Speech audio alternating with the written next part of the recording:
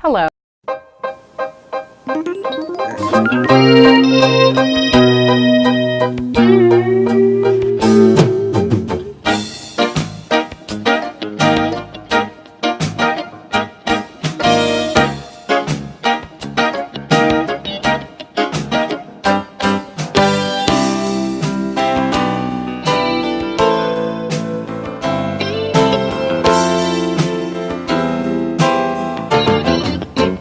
Hello, I'm Wendy Wilson, and I'd like to welcome you to another edition of Realizing Potential. Today I have with me in the studio a Renaissance woman, if you will, just very committed to service, very committed to self-development and empowerment, and the list goes on and on and on. I originally met her some years ago when she was with the United States Marine Corps. She has since ended that phase of her career and embarked upon a different journey, and I'm ever so proud of her. She is none other than Miss J. Hey, how are you? Fabulous. How are you? Good. I'm fine, thank you. It's good to see you. Same here. Always a pleasure. Yes, quite the globe trotter. We'll talk about Puerto Rico in just a minute. Thank you. Yes, but you, again, I'm always amazed by your level of energy and your drive and your passion and just your commitment to live life to the fullest. And you want to educate and empower particularly women in the process. Absolutely, but it takes one to know one. That's first and foremost. Thank you. So, Thank you. But yeah, absolutely. I find it such a fulfilling cause, I think, to help the next generation of women who are coming after us grow faster, I think, than we did, and maybe give them the tools that perhaps we didn't have when we were that age. Sure. In addition to that, the reality of young women today, there's just an onslaught of everything. And it's a lot, and the expectation to be all, respond to all, represent all. It's a lot, and it is all consuming. It's all consuming, and I'm 51. I cannot imagine embarking upon that early 20s or even teenagers. Yeah. It's happening earlier than I think maybe when you and I were coming up. And I think that's a lot of it too. The expectation for women is to be all. There's still kind of that double standard that yes, you can be independent, but the expectation is that you will still fulfill your household duties and take care of the career and still be able to take on the world. But the reality is, in that journey, you lose yourself once or twice. Right. And that's primarily what the book is about, is trying to figure out how to redefine yourself and understanding that you can change. You don't have to be what the world expects you to be. You can be exactly who you want to be, and that's okay. And I think that once you sort of take on that and own yourself in a way, then life is a little easier, because that's one less thing you have to worry about. Indeed.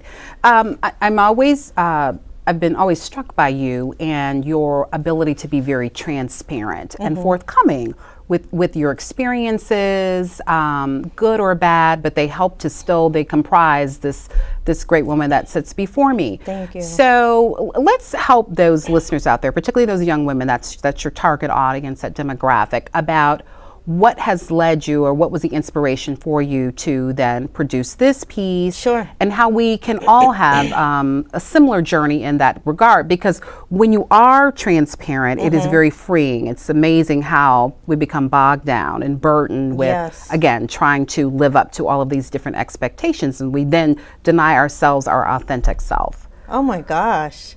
Did you write my book? I read your book.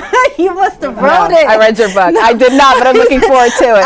We'll just chalk it up to great minds think alike. No, that's precisely it. During the time, so I'll set it up for you. I had just left the Marine Corps. I had been a part of the Marine Corps for 12 years, which was, in a sense, my identity. Sure. And so when I left for a family. I left thinking that was the right thing to do at the time. And I still believe that it was, but I didn't know who I was after that. I had spent 12 years devoted to the service of the government, which was phenomenal. Sure. And then now I was spending the next 2 to 3 years after that devoted to my family, but I still had no sense of identity. And I felt completely lost. And my partner at the time, he couldn't help me because he didn't know how to deal with that.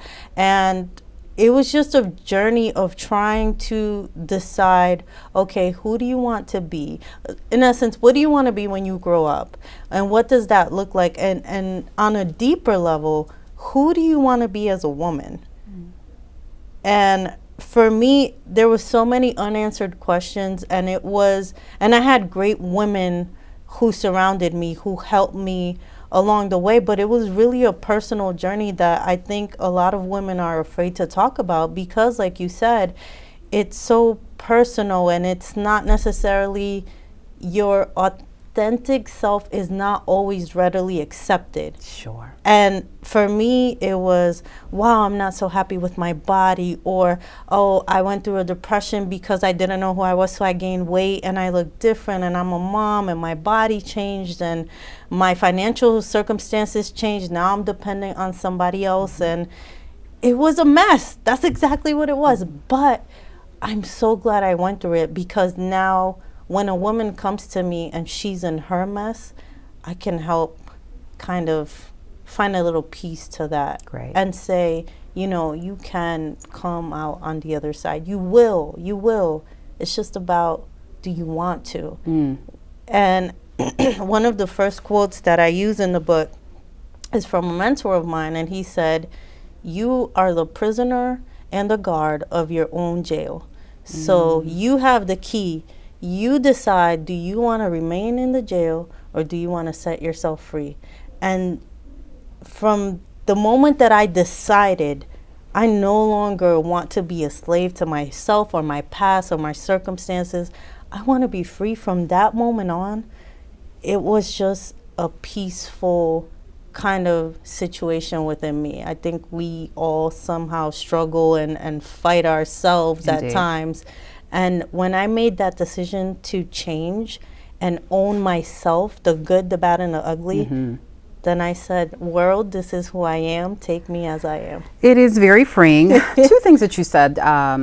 One, in terms of when you run across that woman who is, or that individual who is in their mess. And so what I often have discovered throughout my journey, and I'm sure you can agree with this, is that the messes that we have are not uncommon. Oh, absolutely. And we hold on to them as if we are unique, or we're an anomaly. Nobody else has ever gone through this or experienced this. And so again, back to that whole transparency and you being candid with your journey, then people then are able to identify and relate and say, oh my gosh, I too have lived that life, or I've gone through that, or a myriad of things. So again, it is not an uncommon experience. Correct. The other part of then just that peace, that moment of peace, where you then acknowledge, this is who I am, and this is just a part of me, but it is not defining.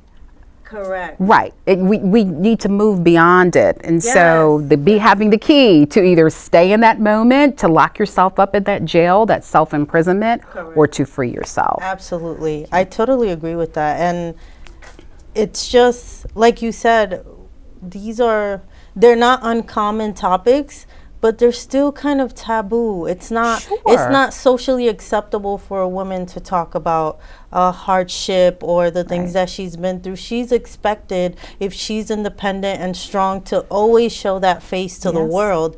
And you know what? I think one of the best quotes I've ever heard is, it took me 10 years to become an overnight success. People only see the end journey. Oh, yes. But they do not see that in between stuff, I would say, that you have. And to your point of that transparency, it's just really having that conversation with yourself and saying, okay, I have to stop blaming him, her. What have I done? Own it. Yes, you need to own it. It's your mess. Yes, you cannot control what other people do, but the one thing you can control is your emotions and your behavior. And that comes with understanding yourself, knowing what your trigger points are, and just identifying that, you know what, just because I'm here doesn't mean this is who I am. I'm so much better, and I can be. And I think for me, it was telling myself those things, because at the time I didn't have people that I could open up to about my personal life, but also people that would deposit that beautiful affirmations within me. Sometimes you got to do that for yourself. Indeed. On a regular basis. On a Yeah. regular What does your basis. diet consist of? Oh my gosh, I tell myself, you know, you're strong, you are powerful, you are a mentor, you're a motivator. And I tell myself things that I know I can use to deposit onto other people. I just feel like a smile, a kind gesture goes such a long way. You never know somebody's story. And that's why I say we all have a story. It's not uncommon.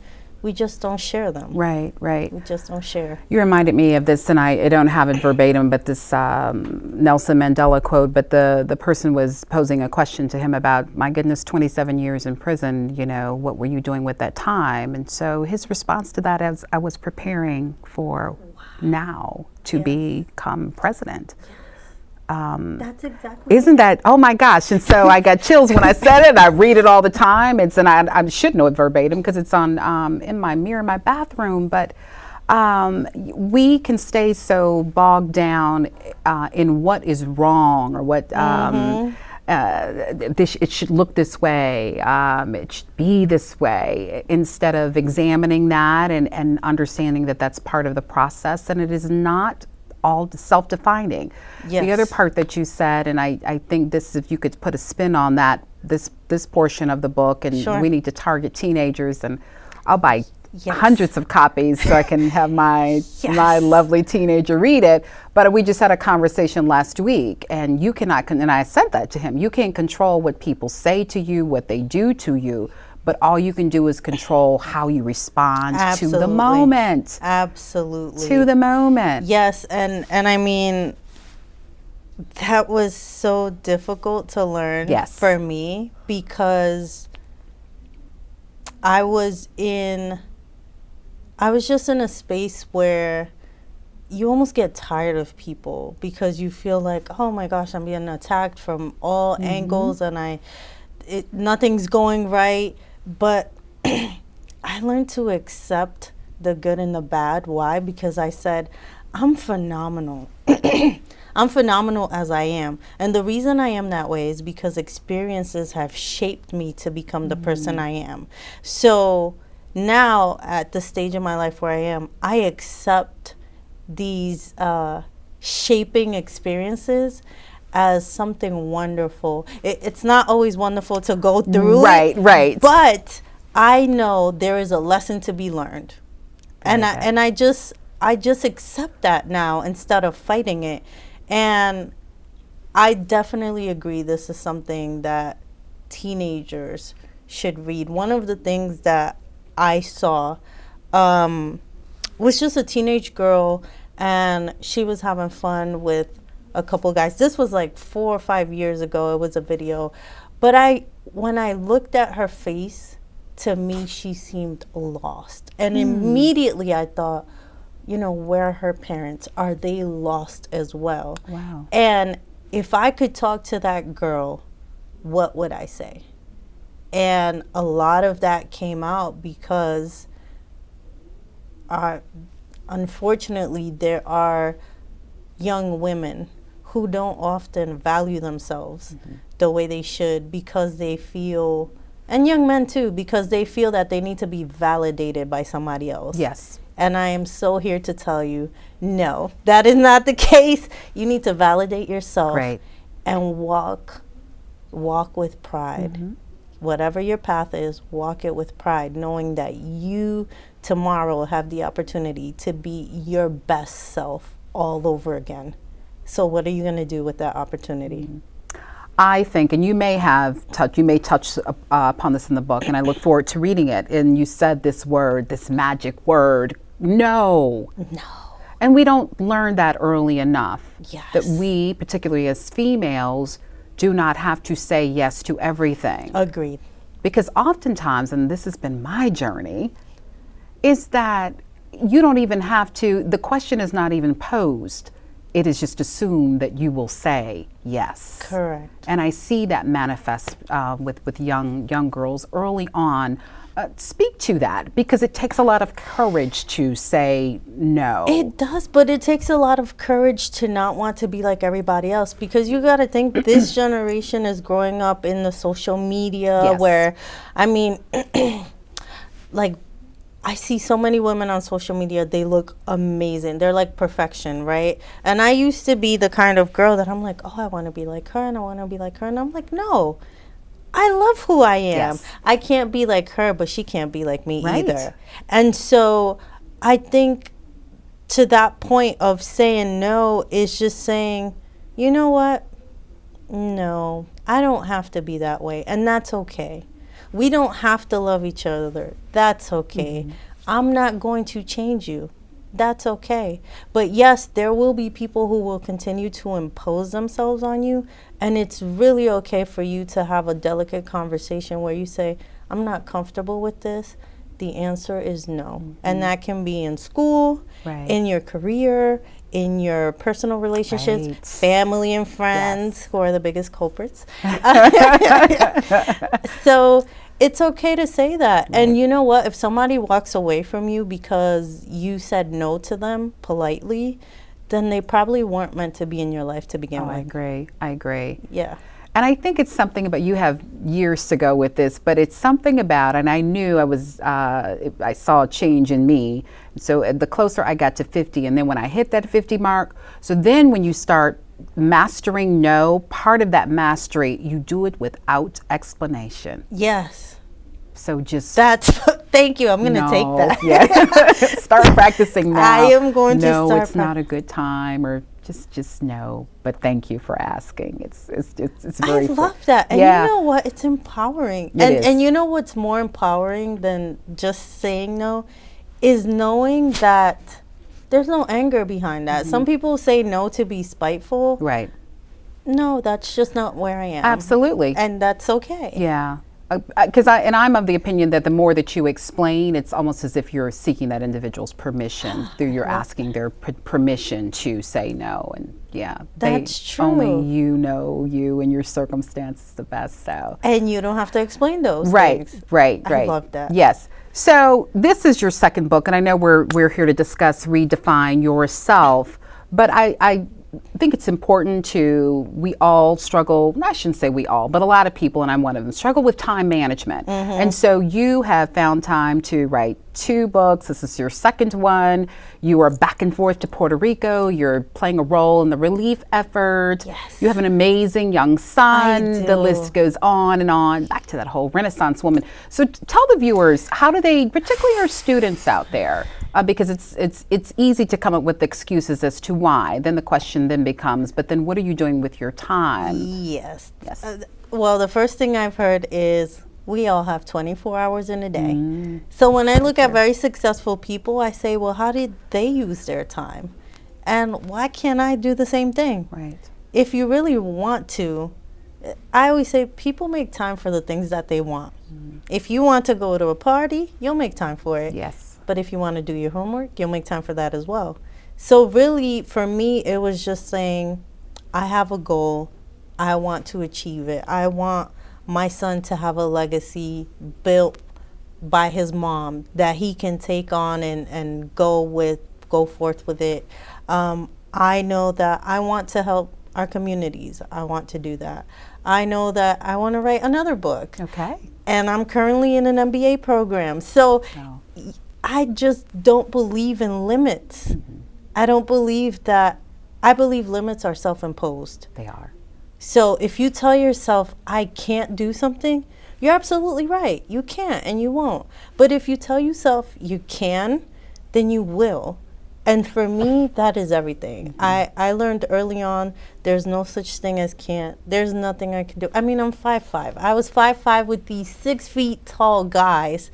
And I was their leader in a sense. And I was not intimidated by that because I know there's nothing in this world that I can't do. So if you own that, for any student or anybody watching, that's the key to your freedom. And, that's it. I love it. Is that the next book, The Key to Your Freedom? It needs to be a book. I love that. I love that. It's probably out there already. Yeah, that's okay. But not with your message. Not with your my message. message. Tell the viewers where they can purchase this wonderful read. They can go on Amazon, and it's also in Kindle form. Okay. I just had it translated to Italian, and I'm currently working on the Spanish translation. So they can also go to my website, Inspired by a Message, and message is an acronym, MSG.com, inspiredbyamessage.com, or Amazon. It's probably easier. Wow. Yes.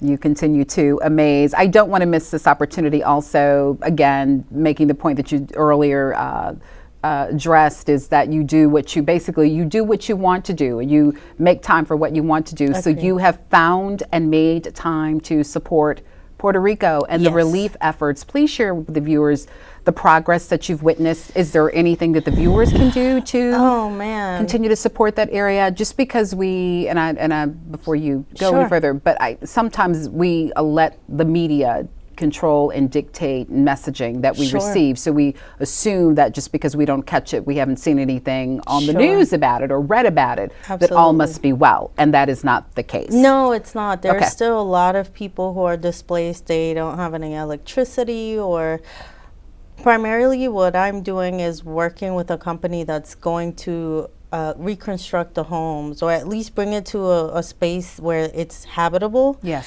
And so I'm so fortunate and honored to be able to assist with that. And I think if the viewers have any way of going and partnering with a company just to lend their support. I've seen many American churches, companies, just people who want to donate their time and just help. And it's a great experience for whoever goes, because you get to see how other people live, and there's something to be taken from that. I'm sure. It's just helping others is an amazing feat. It is, and always a great opportunity to be mindful of how fortunate and blessed we are. We take so much as Americans for granted, and not to diminish the fact that we have some serious and profound issues here in Southwest Georgia. We need not go very far. Sure. But again, that level of devastation, and so, homes that are not habitable, electricity still not available. The plumbing issues. A lot of people, because Maria came and kind of threw their island upside down, they don't have jobs. So that's obviously an issue for a family who had some sort of income before, and now that's not necessarily the case, which is contributing to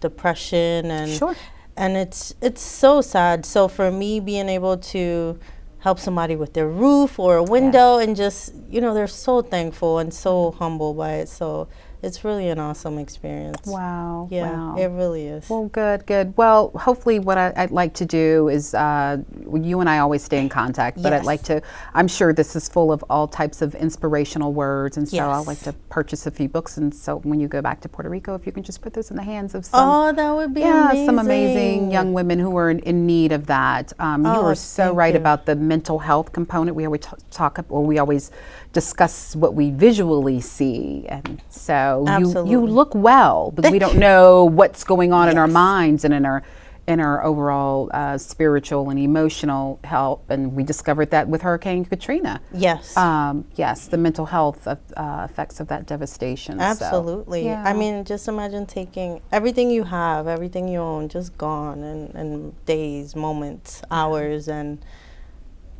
for me, it's, anything I can do. I'm sure Puerto Rico won't be my last stop. Wherever. We know. Renaissance woman, next, Well, again, you already know, but I'm going to share with the viewers, just stating the very obvious to you, that I'm just so proud of you. Likewise. Thank you. Thank you. And just your passion, again, to when I think of you and I see you, it's always an example of living life to the fullest. Thank you. Maximizing that. And so this is another example of that. And you pouring your gifts into other people, and then targeting a group that needs, nurturing and holding and developing and growing up it's hard. I'm still experiencing it myself. But it's a lot to be said for teenagers in particular and young people in this day and age and all that they have to. So yeah, and minorities. Oh, that just compounds everything, the expectations, and right. Be amazing. Don't let anyone tell you otherwise. Right. And trust the universe that it Indeed. will trust the universe. Yes. I just want to snap to that. You did, and I love it. Listen, know that you're always welcome to come back on the show. Continued success, safe travels. We miss you here in Southwest Georgia, but thank you for leaving a great footprint and success tomorrow at the book signing. Yes, I can't wait. I know you will so do well. I have great people with me helping me. I know some of those people. I know you stay in good company. I do. Yes, indeed. It was a pleasure having you on the show. Come back anytime. Absolutely. Viewers, thank you so much for joining me for this edition of Realizing Potential. I'm Wendy Wilson, and I will see you next time.